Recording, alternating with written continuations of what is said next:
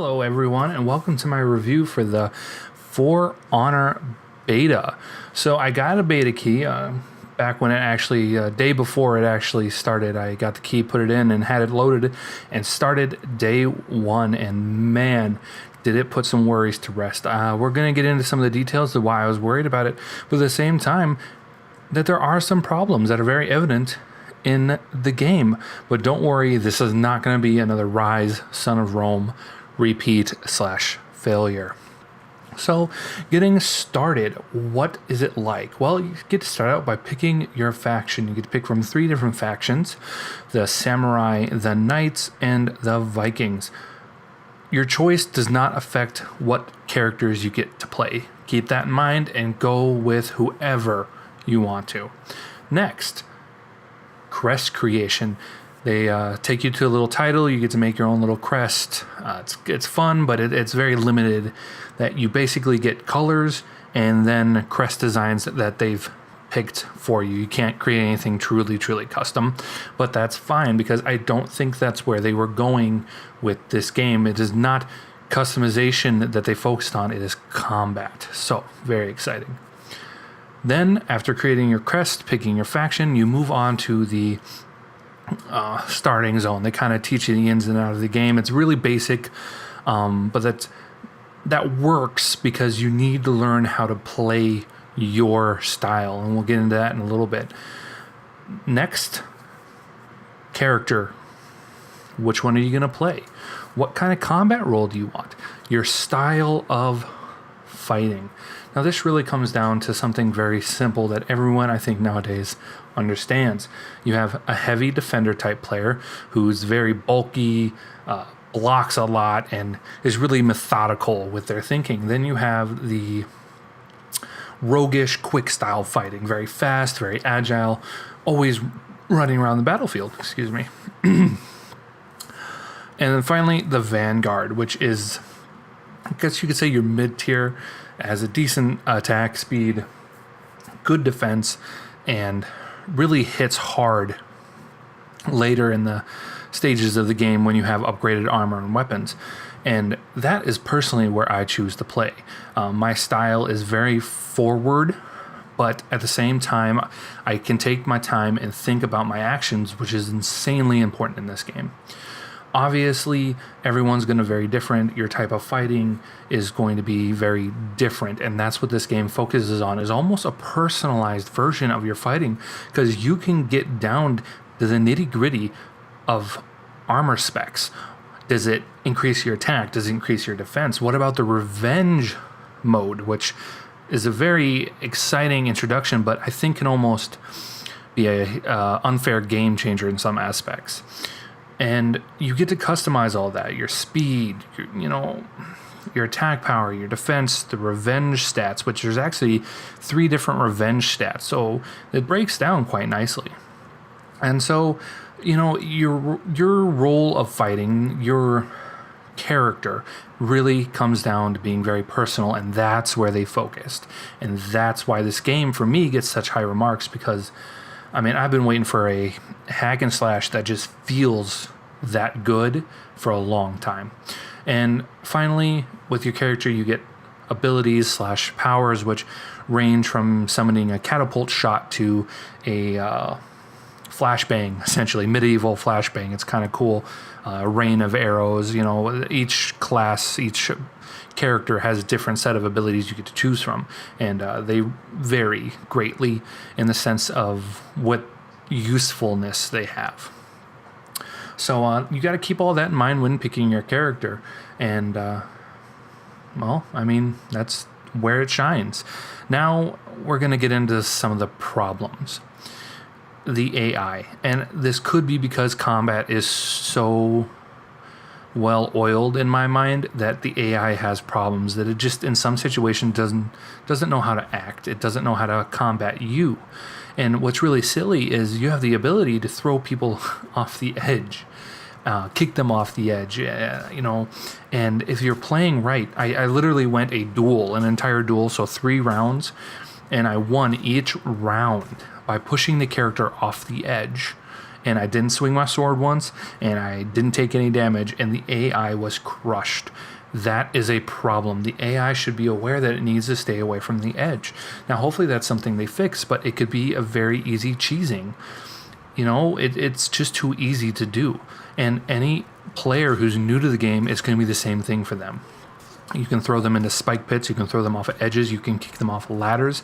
It's instant death. And so you got to keep in mind that is almost too easy to win, especially duels, because I know they're doing it to try and increase the tension, but they make certain duels specifically on like a bridge. And so you have falls to both your left and your right. And so either the AI, which I've yet to see them actually do it, or a player can easily throw each other off the edge, and that means death, end. And that is something that needs to get looked at. And there's also other problems with the AI. They don't hold down points very well. So you got the 4v4 style where you capture 3 different points, A, B, or C, and then you hold the points. And once you get to 1,000 points within that match, you go into kind of like a sudden death, where if you and all your teammates die, you lose. But if you recapture a point, you get to get back in the game, and you're no longer in sudden death, and you can spawn again. But once you get to both teams having 1,000 points, it's automatically sudden death. Whoever wins. And the AI is just not equipped to handle this, unfortunately. They don't hold down points very well. They're easy to crush once you get a feel for your character, and once you get a feel for the different AI combat styles, which is really where they lack, because you can almost get to a point where you know what they're going to do, what their next move is, and then because you know this, you can then fight 2 or even 3 AI and beat them in single combat. And that, I think, should not be the way. Yes, in some extreme conditions, I could take on 3 people and beat them, but that's not how any match should be. I mean, you can block all 3 of them, especially when the AI attack in unison in the same direction, which is the main combat style of this game, is that you get 3 different directions to pick from: up, left, right, to do your attack. And you have to correspond your block to block. And you can easily fend off AI long enough to either a teammate to come or for you to get in some blows and take 1 or 2 of them out. That's just the way the game is played right now, that the AR is that weak.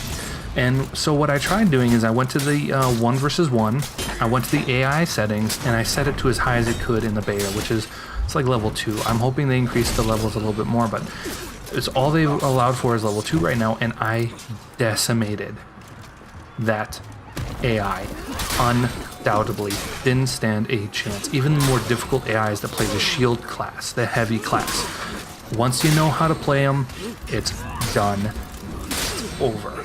So you gotta keep that in mind. The AI needs a lot of work, and hopefully it's something that's changed in the actual release of the game. Now, that could be something that turns a lot of people off. Well, stupid AI makes the game bad. Well, in this case, I think it's just the complexity of the actual combat in the game, which they've done exceedingly well in. So moving on from the AI, which is really, in my opinion, the only shortcoming, we have the battlefields, the graphics, the style of the game, and oh man, is it beautiful.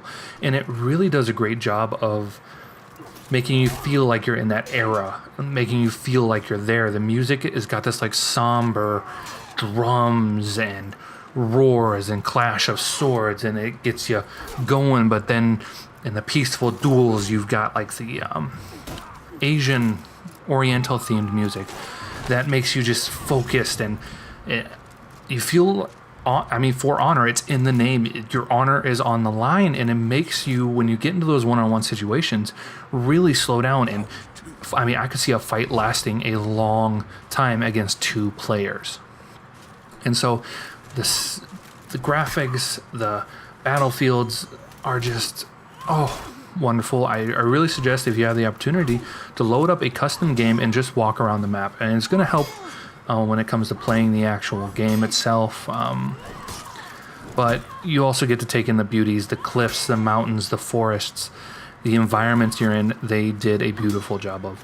And I've already touched on it, but the sound of the music is amazing. The music is, outstanding, but better yet are the clashes. When swords hit swords, when swords hit flesh, when maces hit flesh, when shields hit flesh.